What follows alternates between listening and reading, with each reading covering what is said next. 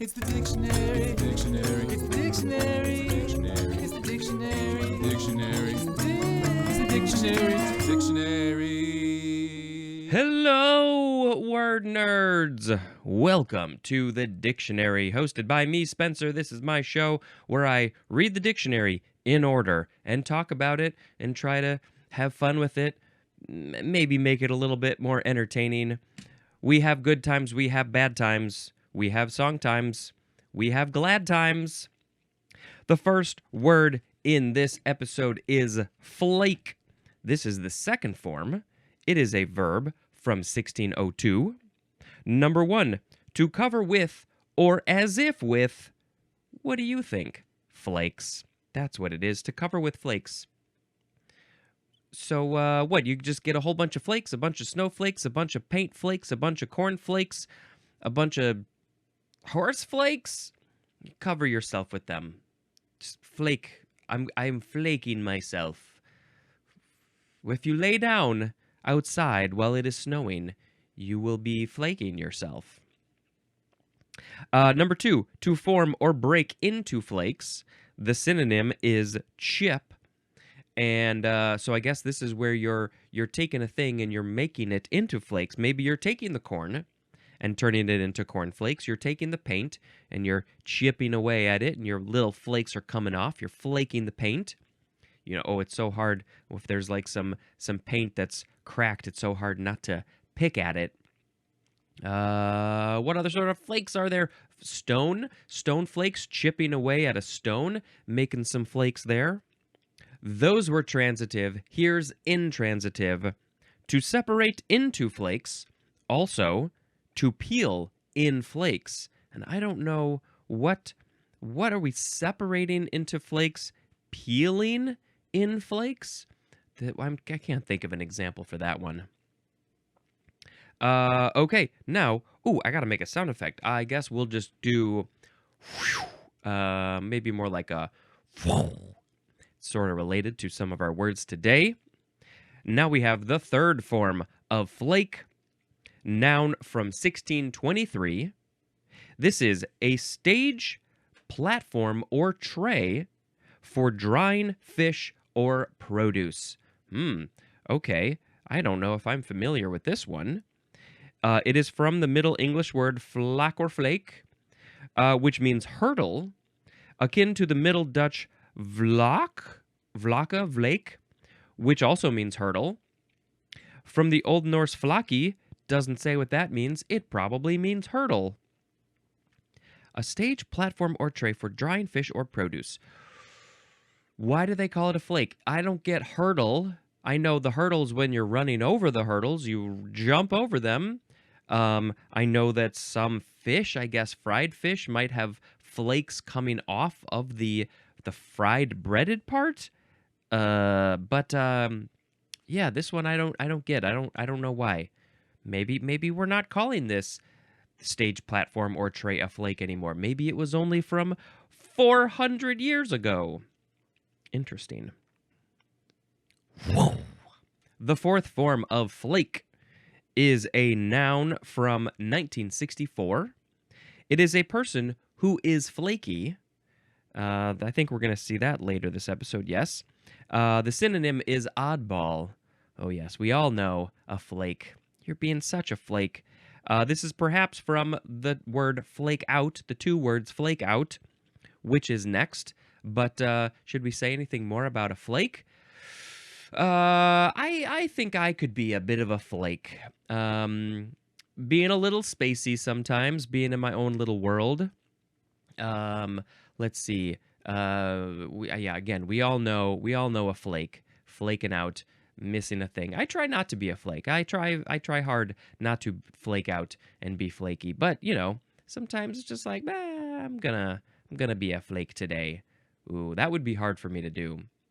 Stereotypically, they say blondes are flakes, but yeah, that's disrespectful to blondes. Some are. Some brunettes are flakes. Some redheads are flakes. Male, female, non-binary, doesn't matter. We can all be a flake. Let's all flake. 1964. Yeah, I feel like 64 through the 90s, maybe this was more common, but I don't know. Today, maybe not so much. Flake out, 2 words. Intransitive verb from 1939. So, yes, this idea of flaking out goes back even further. Number 1 is slang. To fall asleep? To fall asleep. So, in the 30s, 40s, maybe the 50s, if you fell asleep, you flaked out. Interesting.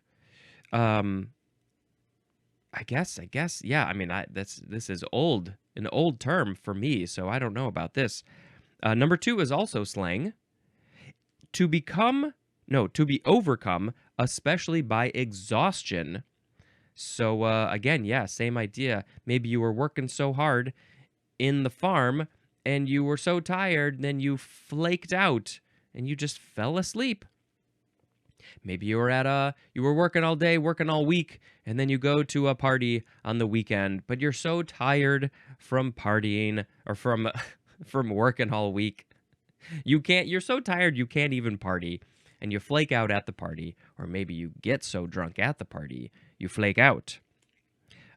This is probably from the dialect word flake, which means to lie or bask, like lying down, basking in the sunset, warm sun.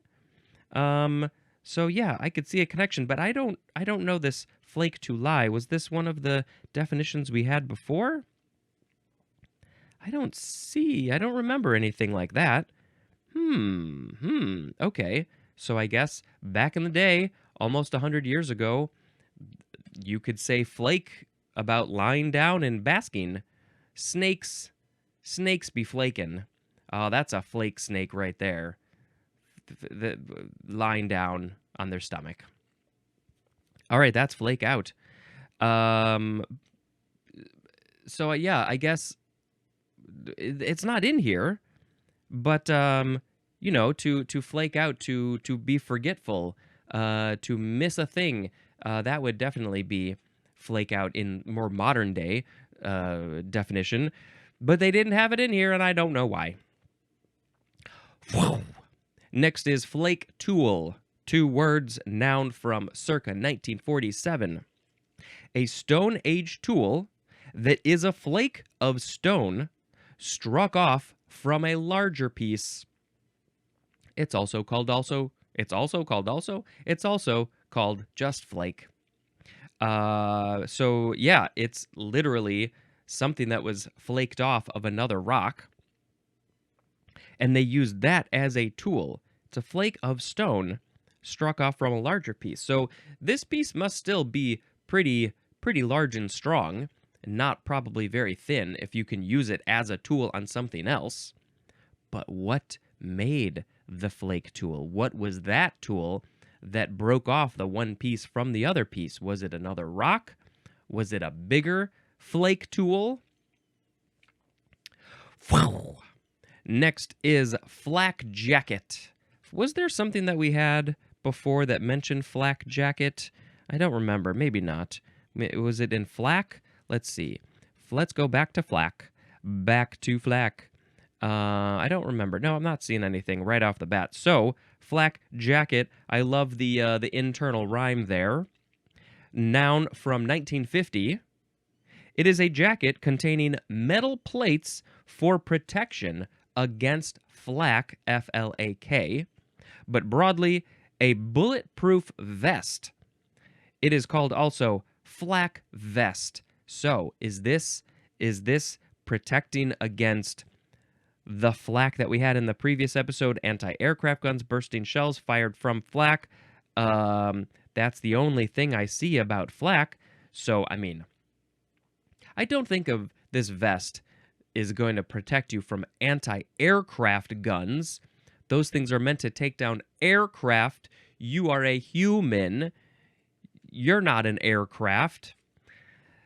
So, I mean, but maybe it's just, well, they're also, well, no, let's see. Bursting shells fired from flak. So maybe the shell's flying off. Maybe you got to wear the flak jacket when you're shooting the flak because the pieces could fly off and could be very injurious to you if you're not wearing the flak jacket. I just love the name flak jacket. Bulletproof vest. Do cops, detectives, people going out into the field where there could possibly be gunfire or something, do they say flak jacket? I don't know if I've ever heard that one before. Maybe just vest. Next is flaky. First form, you can spell it F-L-A-K-Y or F-L-A-K-E-Y. It is an adjective from 1580. Number 1, consisting of flakes, as in flaky snow. The snow is so flaky because it is flakes. It's snowflakes, all the flakes. Flaky. Dry skin, maybe skin can be flaky because it consists of flakes. I try and put on my lotion. I got my lotion right over there. Wash my hands a fair amount. Get my knuckles are getting all dry in the winter especially. You got to lotion up. You don't want flaky skin. Number 2 is tending to flake, as in a flaky crust. Oh, they're speaking my language now. A flaky crust. Oh, could it be pizza or pie or croissant or other pies, hand pies? What are some other good flaky biscuits? Ooh, biscuits can be flaky. Oh, I was already hungry. Now I'm making myself more hungry. I want a flaky crust. Flakiness is a noun. Okay, that's it for that. The second form of flaky is also an adjective. Again, this one's from circa 1963. Markedly odd or unconventional. The synonyms are offbeat and wacky. Wacky!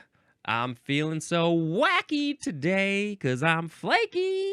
Flaky and wacky, wakey and flaky. Flakiness is a noun. I would rather be this kind of flaky than the flaky of maybe being more forgetful and stuff. That's not really in here. That's how I think of flaky. Somebody who's just flaking out, not just, missing appointments, missing whatever, you get it. But this one's a lot more fun. Offbeat and wacky, the oddball. I strive. I think I should strive more, actually, to be flaky in this way. I wouldn't use this term, flaky, just because that's not how I imagine it, but I guess other people do. But yes, offbeat, wacky, and the oddball. Okay. I see you. I see you, flaky people out there. Next is flam. Flam. F-L-A-M. Noun from 1744. This is a drum beat of 2 strokes, of which the first is a very quick grace note. So would it be like this? The first, a grace note. It's just like a blah blah blah. It's just a quick little thing. Something like that. I never heard of that being called a flam. But I guess regular drummers, people who are drumming all the time, people who study drumming, they probably know this term flam. I mean, I dabble. I have dabbled with hand drumming. I did take 1 semester of drum kit lessons in college, but I don't think we ever talked about a flam. No, I like this term. If you are a drummer and you really love the flam, please tell me about the flam. Now we have the first form of the word flambe. You can also pronounce it, it looks like flanbe, but just with a subtle N, flambe. But it's spelled with an M. I don't know which is more proper. I should say the spelling, F-L-A-M-B-E, and the E has the accent, the acute accent goes boop. This flambe is an adjective from 1914. It means dressed or served covered with flaming liquor. This is usually used post-positively, as in the example, crepes Suzette flambée. I don't know what the post-positively mean. I mean, post, I think, means after. So you're using it at the end of, you got crepes, the very thin pancakey thing. Suzette, I don't know what that means. Crepes made in a Suzette way, and then you are putting flaming liquor on it. Liquor has alcohol, and the alcohol is flammable alcohol, and then you light it on fire, probably just briefly, just for a little bit, and then you blow it out, and then you eat your crepes Suzette flambée or something else. There's lots of other things that can be flambée. Dressed or served covered with flaming liquor. This is from the French flamber, from the verb flamber, which means to flame or to singe. Also from the old French flamber, which means flame. That's what it is. I think it's pretty clear. But now we have the second form of flamber. This is a verb from circa 1946. This is to douse with a liquor and ignite. And examples of this liquor, here we go. If you want to make this, first of all, be very careful. If you are a child, you probably shouldn't be working with the liquor in the first place. Maybe watch your adults do this instead. Examples would be brandy, rum, or cognac. I guess those are typical liquors that are used in this situation. Again, I have to say, if you are young, not of age, please don't do this. Even if you are an adult, I actually think that you shouldn't do this, because there are a lot of adults who are very irresponsible, immature, clumsy. When you're dealing with flames, you have to be so careful. Even the professionals who are doing this, the people in the restaurants who are doing this, they have to be very, very careful, and they even have accidents. So don't be stupid, please. You could dare to be stupid. That's different. But don't be stupid. Okay, so yes, it's the action of pouring the liquor on the crepes or the whatever, maybe ice cream even, and then get your lighter, get your matches. Flambé. I have flambéed the crepes. Flambé crepes. All right. I would accept something like that as long as it's vegan. Next we have flambeau. Actually, the emphasis is on the first syllable. Flambeau. Like Rambo? Rambo covered in cognac and lit on fire? This is French, so it's spelled F-L-A-M-B-E-A-U. Noun from 1632, and it looks like you can also... Oh, the plural. The plural can be spelled with an X at the end, so it's flambeaux, or you can spell it with an S instead of an X, and it's pronounced the same way. Flambeaux. It is a flaming torch, but broadly, the synonym is just torch.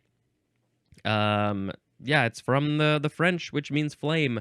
So, the flambeau, please. Oh, I am a Frenchman. Please, I can't see anything. This is a terrible French accent. I should practice.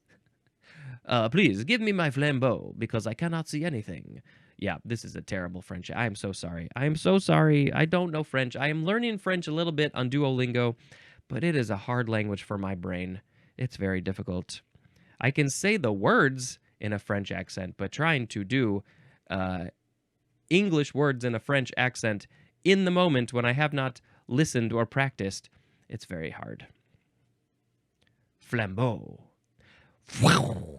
Next we have flamboyance. Flamboyance. This is a noun from 1891. The quality or state of being flamboyant, which is coming up. Next we have, before we get to flamboyant, we have flamboyancy. This is like when you're floating in flames when you're floating in water, but you're lit on flames. Maybe you were covered in alcohol. Ooh, I have flamboyancy. Ooh. I don't think I have any buoyancy at all. That buoyancy is spelled wrong. No, spelled different. This is a different buoyant. So flamboyancy is a noun from circa 1889. The synonym is flamboyance, which takes us to flamboyant, the state or quality of being flamboyant, which is our next word, of course. This is the first form of flamboyant, spelled flamboyant, Flamboyant, flamboyant, a flaming young ant. This is an adjective from 1832. Number 1 is often capitalized. It is characterized by waving curves suggesting flames. As in, we got 2 examples. Flamboyant tracery. I don't know what tracery is, but also flamboyant architecture. So this architecture has waving curves that look sort of like flames. Maybe these are decorative elements. Maybe walls or spires or something are made. They have those waving curves to look like flames. So they are flamboyant. I have never heard of that one. Number 2, marked by or given to strikingly elaborate or colorful display or behavior, as in a flamboyant performer. The flamboyant performers are very fun. I get maybe just a little flamboyant here on this podcast, not very flamboyant. I don't have a lot of space to be flamboyant. It is not exactly my nature to be flamboyant, but I do think it is very fun to be flamboyant. I don't get a lot of opportunities to be flamboyant. Maybe when I am at home and I am alone, maybe vacuuming, doing dishes, cooking, walking around, listening to music. Maybe I can be a bit more flamboyant when I am at home alone, dancing around. That happens sometimes, but not so much here or in person. But I'm trying to loosen up. I think it's good to just let loose the silliness, the weirdness, and being comfortable in that. It's hard when you weren't really like that for so long, especially in front of people. Flamboyantly is an adverb. And this word is from the French flamboyer, which means to flame. And that's pretty much what it is. To be like flame, to flame. The architecture one makes a lot of sense. I'm a little confused at how this colorful display or behavior thing came to be flamboyant. You're acting like flames. You're moving around like flames. I'm trying to do a curvy, flamey thing here. I don't know if it's really working so well on the video, but I think you can hear it in my voice. You can hear it. All right, now we go to the second form of flamboyant. Noun from 1879. The synonym is royal poinciana, and I'm not sure exactly how to pronounce that word. Poinciana. And whatever that is, I don't know. Maybe it's a plant. Maybe it's a color. Maybe it's a performer. I don't know. Royal poinciana. Seems like a plant. Maybe it looks like flames. Don't know. All right. Now we have the first form of the word flame, and we have 2 forms here. Flame. It's the last word. 2 forms. Noun from the 14th century. Number 1, the glowing gaseous part of a fire. Ooh, flames, fire is a gas? Not something that I think most of us probably think about. The glowing gaseous part of a fire. Wait, so is it But what is the fire? Isn't that the fire? The flames, there's the flames from the fire, but what's the fire? If the flames aren't the fire, or are they just part of the fire? But what's the rest of the fire? And it's a gas? But if it's a gas, wouldn't it, or is there a difference between a gas and gaseous? If it's gaseous, it's like a gas. A gas would expand to fill its container. And I guess flames can do that, sort of, but also, I don't know. It's a weird thing. Like, I'm thinking about making a fire in the fireplace. Making a fire in the fireplace. The flames stay in a certain area, and they go up. And that's because you have opened the flue to the chimney, and so the pressure, the air is pulling it up. So if that wasn't there, it would still stay in a certain area. Like when you're doing a campfire, the flames are there. I think it's just gaseous is just like a gas. Like I am gaseous because I burp and fart, but I'm not a gas. Yeah, it's an interesting thing to think about. Is the flame the fire? Is it part of the fire? Ooh, it's a thinker.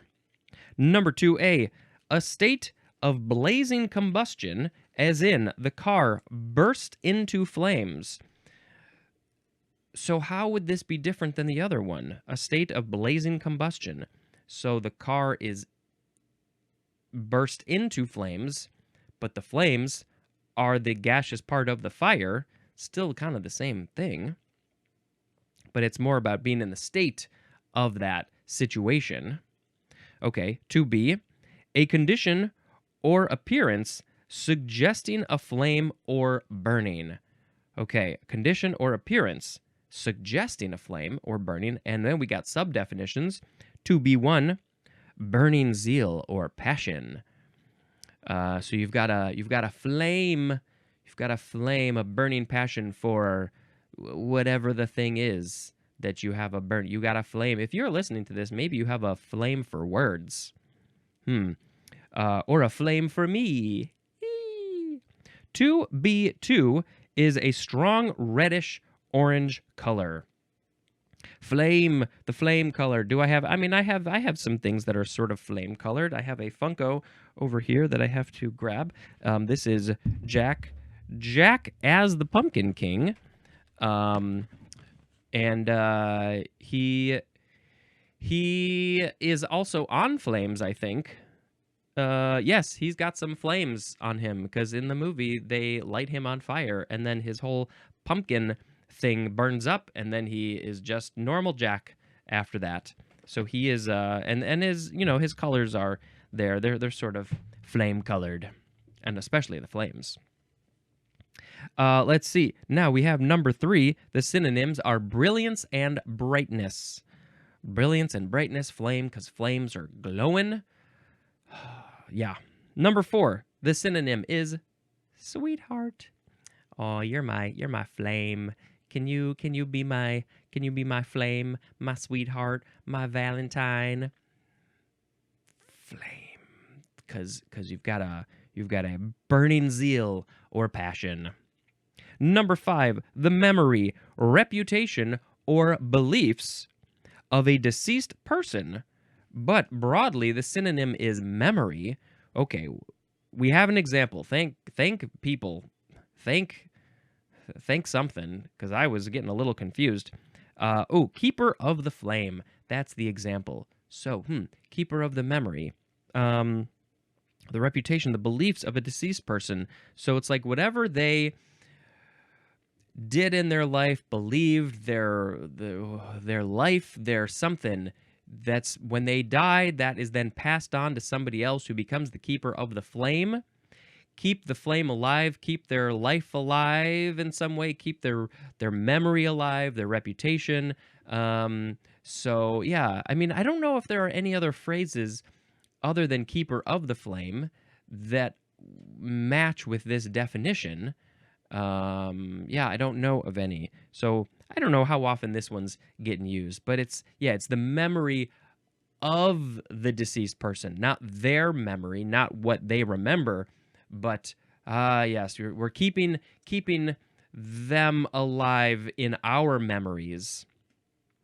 It's like the movie Coco, when people they keep on living in the afterlife until the last person in the normal life has forgotten them, and then they fully die. And so please don't ever forget me. I don't want to really die. I want to live on forever in whatever way possible. Don't you forget about me. Keep my flame alive. Number 6, an angry, hostile, or abusive electronic message. What are we talking about? An email, a text, an IM? You call that a flame. They sent me a flame. They were so angry. I don't know why. It's not like I mean, I may have said that I'm going to punch him in the face, but come on, don't send me a flame. I've never heard of this one. I'm either too young or too old. One of those. Let's see. This word is from, it means flame. The Latin flamma, it means flame. From also the Latin flagrare, which means to burn. So yeah, it's all about flames. And now we have the second form of flame. This is a verb from the 14th century, starting with intransitive. Number 1, to burn with a flame, and the synonym is blaze. Number 2a, to burn or break out violently or passionately, as in flaming with indignation. This is more metaphorical. I have so much indignation, I am bursting or breaking out violently or passionately with my indignation. I don't know how you do that, but you can do that. Flaming with indignation. To be. To send an angry, hostile, or abusive electronic message. Again, I don't know if I've ever heard of this one before. Number 3, to shine brightly. The synonym is glow, as in color flaming up in her cheeks. Ooh, she got embarrassed because her flame was looking at her. So she blushed. That's it. That's what it is. The color flaming, glowing red in her cheeks. Shining brightly like a diamond. Those were intransitive. Here's transitive. Number 1, to send or convey by means of flame. And the example is flame a message by signal fires. To send or convey by means of a flame. So, I mean, I of course automatically think of either the fires that are sent in The Lord of the Rings. I'm trying to remember what that scene is called. The beacons. The beacons are sending a signal by fires, flames, fires, or sending smoke signals of some kind. I didn't study smoke signals. I don't know how they work. But I think it has to do with setting a fire, maybe putting something over it so the smoke billows up, and then you release it so the smoke goes up, and you're sending either like 3 quick smokes or maybe 1 big one, and they all mean something different. So that would be communicating by use of flames. That's flaming. Number 2, to treat or affect with flame as to sear, sterilize, or destroy by fire. Okay, I'm thinking of sear, sterilize, or destroy. So I have lots of options there. Obviously, destroying by fire, flaming the house, the house burns down with the flames. Or sterilize a needle, maybe if you are at home giving yourself an ear piercing. You want to sterilize the needle, so you burn it with a match, a lighter, whatever. Probably not a good idea. Don't do that. I have to legally say that. So yeah, those are different ways that you can flame something. Number 2, B. The synonym is flambe. 3. To send an angry, hostile, or abusive electronic message to or about. Again, not sure about that one. A flame message, a flame email, a flame mail, flame text. I don't send these. That's not my style. I try to be nice. Flamer is a noun. The one who is doing the flaming. All right. I think it is now time to pick a word of the episode. We have talked plenty. Here we go. We had today flake, flake, flake, flake out, flake tool, flak jacket, flaky, flaky, flam, flambe, flambe, flambeau, flamboyance, flamboyancy, flamboyant, flamboyant, flame, and flame. I'm a little torn between flaky or flamboyant or anything else. I mean, the flambe sounds tasty. I don't know. Let's pick flamboyant because it's a fun word to say also. Flamboyant, we're acting flamboyant here today. Woo boo boo boo boo doo boo boo. Flamboyant. Is there anybody out there watching me? No. Good job. I really should cover up that window. Although they can still hear me. All right. Let's look up what movie the next movie to talk about is Bratz. This is a documentary. We watched it on Hulu. About the Brat Pack.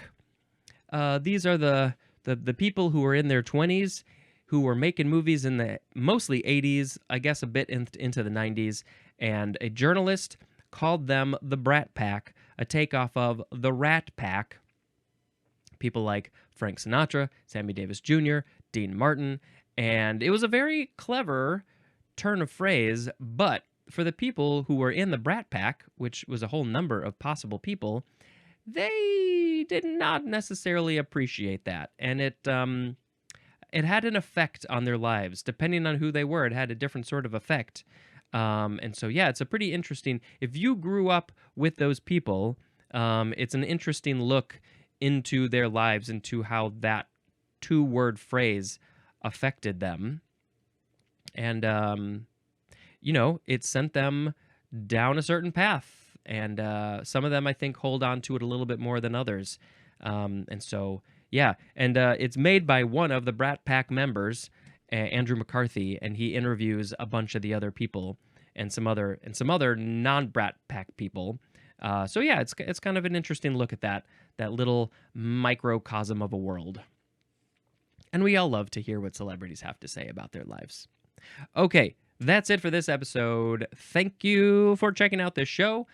And until next time, this is Spencer, flamboyantly dispensing information. Goodbye.